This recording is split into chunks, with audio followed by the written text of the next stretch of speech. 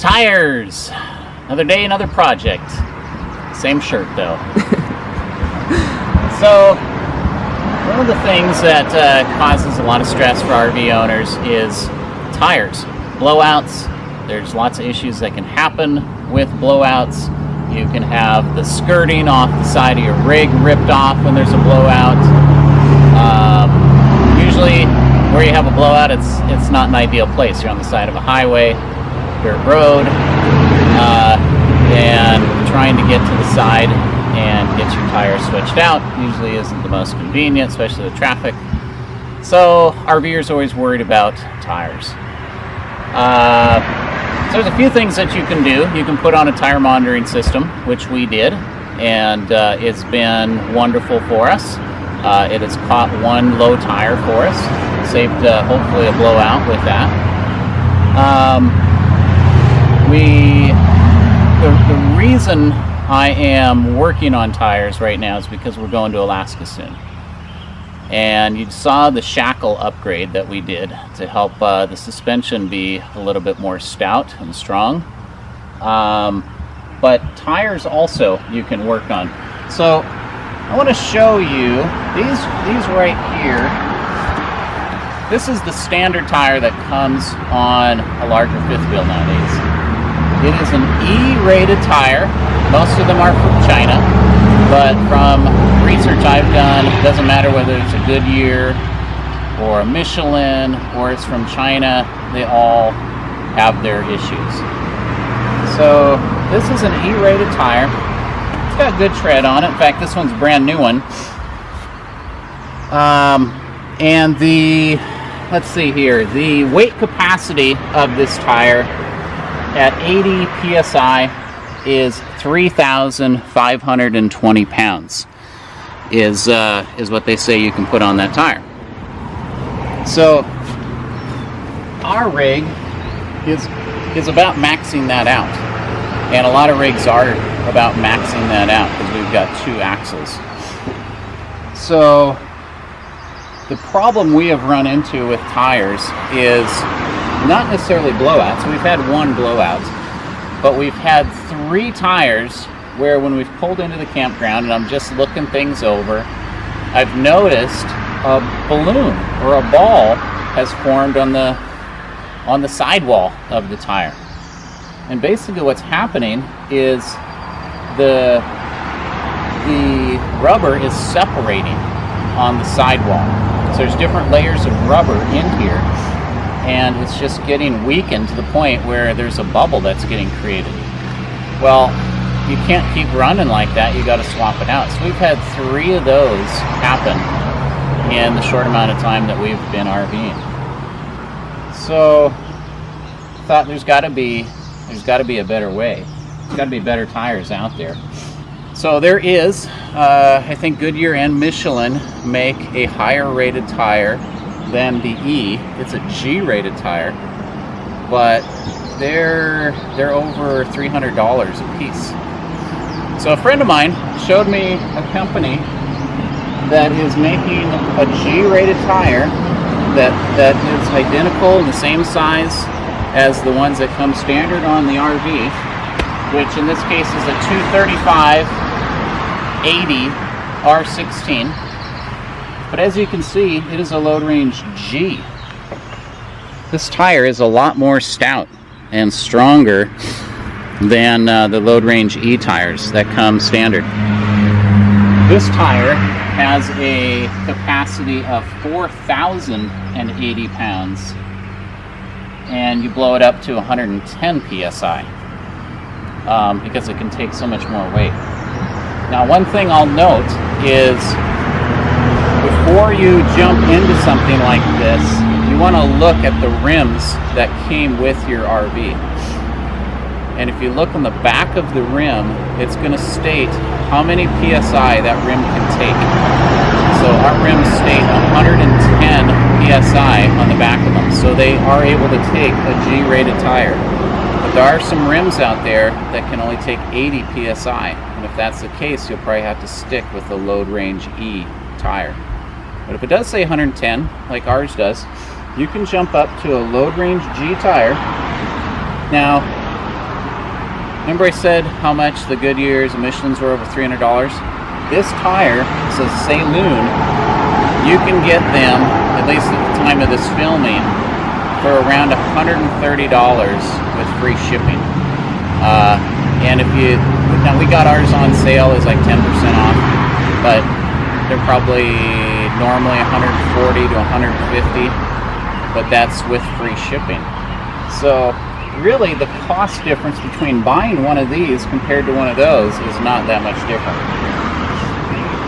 And I'm going to quick show you here the difference in like how stout these tires are. So if we look at this tire, which is Load Range E, look at that, super easy to lift up, but look at how much flex there is there. I'm hardly pushing on it. You can see how the sidewalls are just really, they're thin. It's a 10-ply tire, so you know, it's got some stoutness to it, but it's pretty flexible. That's a brand new Load Range E tire. Now, if you go to the Load Range G tire, look at this. I'm pushing on that with a lot of force. Can hardly bend that. That is a really thick sidewall that's on there. So that's going to hold up so much better. You're going to get a lot more mileage out of this tire. And I'm hoping, from what I've read, I'm not going to have those sidewall issues like I'm having with this tire. This tire should be a lot more stout. I really wanted to show you these tires because I was excited to find an inexpensive option that should have a lot more life to it than the tires that we've been using compared to these tires. So we'll see how they go. We're going to put them on today to help get the rig ready for Alaska. And next up, I'm going to show you what we're doing for fresh water, because we're going to be doing a lot of boondocking in Alaska. And one of the limitations of boondocking is you run out of fresh water really quick. So I'm going to show you what we did to solve that problem. So in addition to upgrading the shackles, putting on G-rated tires in preparation for Alaska, the other thing that we wanted to do, because we're going to be boondocking a lot, was increase our fresh water capacity. Seems like from our testing in the past, we go through our fresh water tank in about 2 to 3 days, and that's trying to be conservative. But we've got 6 in our family with 4 kids. They have a hard time not using water in the sink, so we're still trying to work on that, doing things like putting buckets in the sink and using very little water to wash your hands, using wet wipes certainly instead of showering. But so we need to expand our fresh water capacity. So what we decided to do was to use these jugs, as you can see here. Now, let me show you a little better shot here. Each of those jugs holds 7 gallons of fresh water. So I can fit in 7 of the larger ones, adding our capacity to 49 gallons. And then the smaller jug that you see on the left-hand side, or I'm not sure if that's your left or your right, but anyway, smaller jug that you see over there, that one holds 6 gallons. So what we're doing is we're giving us a capacity of an extra 55 gallons of fresh water. Now my holding tank on the rig here holds 63 gallons of fresh water in it. But I have a sneaky suspicion that we're not actually getting 63 gallons. Because I think that tube coming off the water pump isn't going all the way to the bottom of the fresh water tank. So I've set up a little test here. We're going to see if I'm actually getting 63 gallons or not. What I've done is I've put water in the fresh water tank, and then I ran the water pump inside the rig until it wouldn't pump any more water. Now I'm going to take one of these jugs from the back of the truck, and I'm going to set it under the RV where you drain the fresh water tank to get all the water out of it. We're going to see how much water still comes out of it and they'll give us an idea of how much is still being left in the tank that we can't use.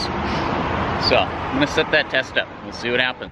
All right, so if you can see this right up here is used for draining what's left of the fresh water in the tank. So we're gonna fill this up, see what we got left.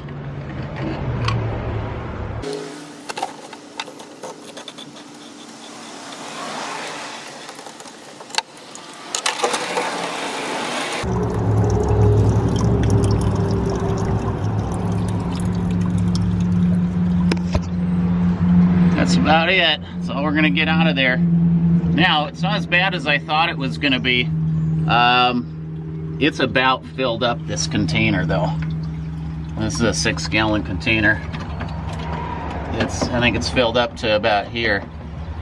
So, you know, 6 gallons of unusable water in your freshwater tank out of 60, what did I say, 62, 63 gallons.